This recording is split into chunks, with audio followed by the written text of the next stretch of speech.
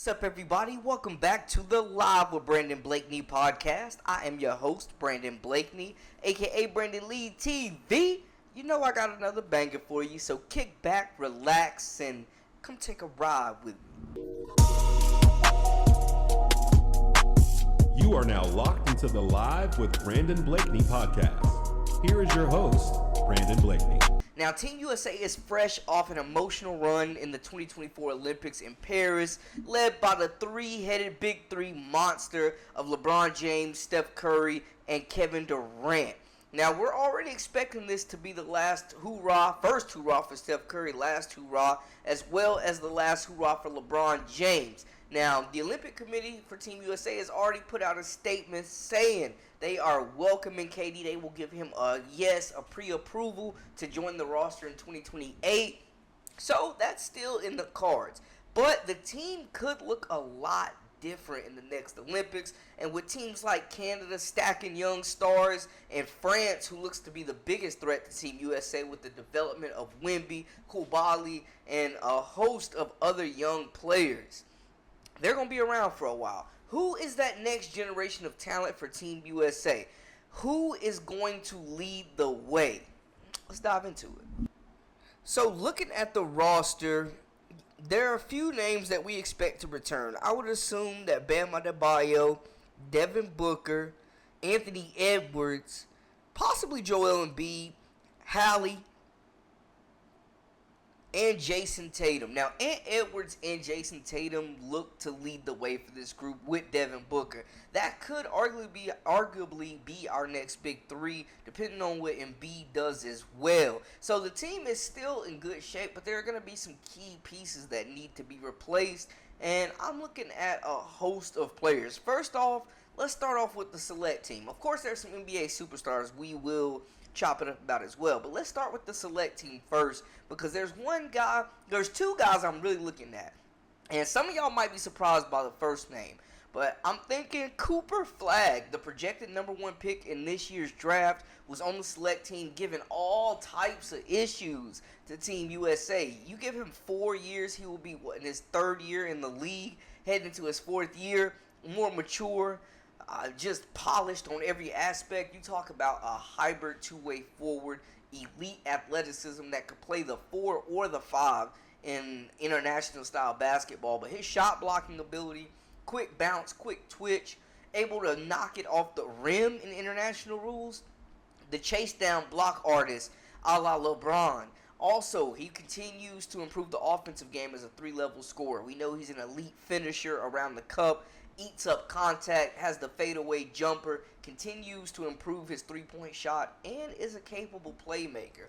I know that one as the first name is catching people off guard, and I know it could be a reach. I know it, but, hey, man, the potential is there for him to make this team potentially in 2028. Another guy I want to take a look at off the select team, Jalen Durant.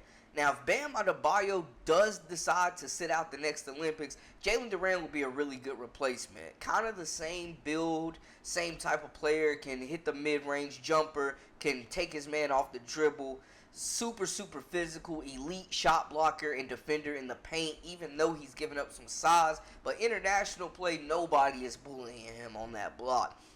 Mobility is huge, being able to get up and down the floor and beat other bigs down the floor. And he continues to just progress year after year. Had some huge games last year. And I think he's definitely a name to watch for that team. That could replace Bam Adebayo if these forwards, if these bigs decide not to come through next time around, 2028. Flagg, Durant, definitely two young, talented pieces that flourish with the select team that showed that, hey, you might have to get them a strong look next go around. Now, of course, there are a host of NBA players. Most notably, man, if you're going to replace Steph Curry, you're going to need elite point guards. I know Hallie is there, but Ja Morant, we calling for you, big fella. We know he's going to have that thing off camera, off the court. He done had that thing on him. He done got caught with some stuff. Got was accused of beating up a teenager at his house, whole host of stuff going on. His dad getting in the scraps with Shannon Sharp, all types of nonsense. Then on top of that, after being suspended for multiple games, he gets injured last year, and the Memphis Grizzlies season was a dumpster fire other than the development of Gigi Jackson. Shout out. Ja Morant is needed, man. He has several years to clean it up, get his act together, and I think it starts this year.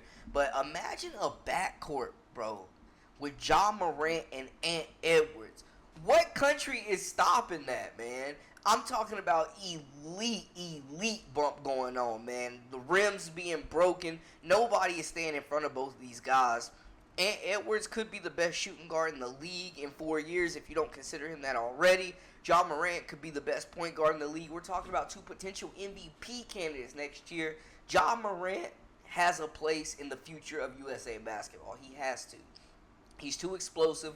He's arguably the most electrifying player in the league and had the torch passed to him, basically, hand-wrapped, gift-wrapped, for him to be the next face of the NBA.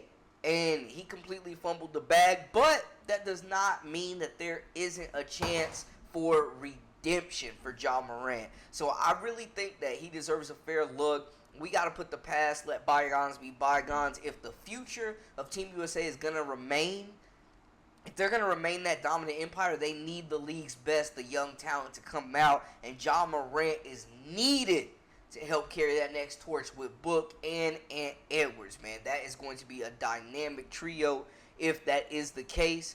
But speaking of Steph Curry, obviously, you know, the pick to replace him potentially, if you're talking about similar games, there's no one other than Trae Young. We have not seen Trae Young play with this elite level amount of talent, man. What you talk about, the deep range, the streaky shooting, the ability to bust zones and floor space and just bust defenses wide open. I know he's coming somewhat off of a down year. I get that. But Trae Young is still a bad man, Mr. 25 and 10 on the reg, and just his passing ability, his ability to, like I said, space the floor, hit three-point shots. If you're looking for shooters, which Team USA always is, and you just need him to come in and not even be the primary ball handler, but just come in there and knock down shots, I think that he has to be considered strongly for this team as an air replacement for Steph Curry, who absolutely saved Team USA. We don't win a gold medal without Steph Curry, man. His last 2 games were sensational, so we see what a hot shooting streak can really do for Team USA, opening things up for all these athletes. Trae Young, gotta be a name to watch, man. I'm also looking at guys like Mikal Bridges. Just got traded to the Knicks. Was on that FIBA team that got embarrassed. But you talk about a guy that never really found his best footing in international play. But you need guys like that, especially if Drew Holiday's not going to be around. You need a 3-and-D guy, a glue guy, somebody's going to do all the dirty work, be scrappy, fight for loose balls, lock down the opposing player's top perimeter threat, a three-point shooter, and someone that's just really versatile on the defensive end. Mikal Bridges is absolutely a name that you have to consider in this type of situation, man, just because of the impact he can make on both ends. He's long, he's rangy, he's a high IQ player, and can play, it feels like, within any system. You can just plug him right in, low-maintenance scorer, doesn't need the ball to really impact the game. And those are the type of guys you need when you have all these top elite level scoring threats. You don't need everybody trying to get 20. You need team players that can plug in and make plays and just win you games flat out, man. So if they do lose like a Drew Holiday, Mikal Bridges would be someone to consider. 2 other players that were on that select team that lost to Germany, got beat like a drum. Jaren Jackson Jr., a teammate of Ja Morant's, I think would be a very elite pick as well.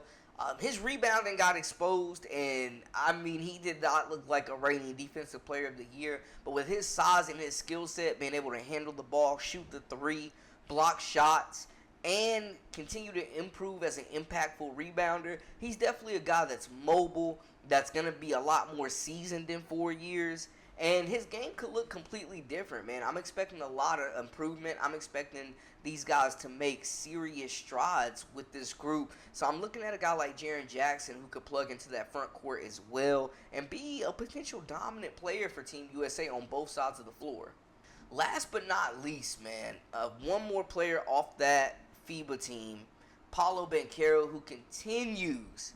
He took the Magic to their first playoff series this year, continues to really improve with that young core, and he's become a reliable and trustworthy face of the franchise, and he is another young piece that could be a top 5 player in the next 4 years when that Olympics comes up. You're talking about a 6'10 hybrid forward that can bring the ball up the court, that can create off the dribble, that can hit threes, that is an elite finisher, that is getting better on the boards and blocking shots, mobility, the versatility as well with a guy like Paulo.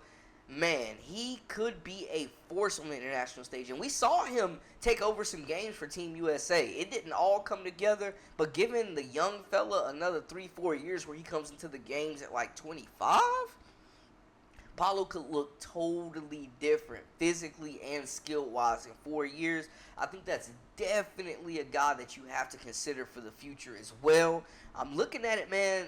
The big three is going to be hard to replace. It's going to have to be by committee. What LeBron James brought as the ignition, the point guard for this group, the key to the offense, the unquestioned alpha and leader of this group, Steph Curry, experience, big-time shot making, a closer, Kevin Durant coming off the bench, lighting it up, coming up with some crucial buckets against Puerto Rico as well as South Sudan. They don't even get to the gold medal game without Easy Sniper. So this is going to be tough. This is a passing of the torch. This is an entire new generation coming for Team USA basketball.